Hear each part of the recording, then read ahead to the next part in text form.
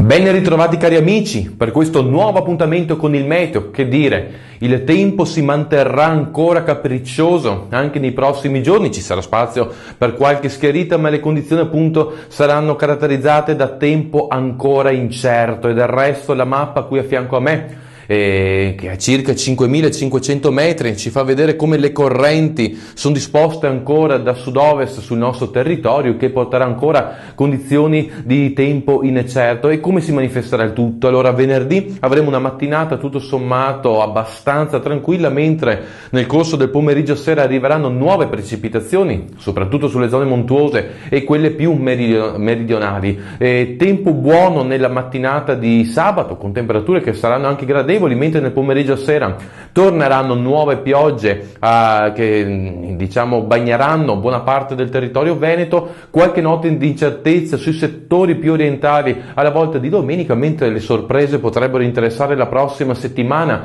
quando correnti gelide provenienti dai settori più orientali, quindi dalla Russia, potrebbero spingersi fino all'Europa, e quindi sarà da capire un eventuale interessamento anche del nostro territorio. Proprio per questo vi invito a seguire il prossimo appuntamento previsto per l'inizio della prossima settimana.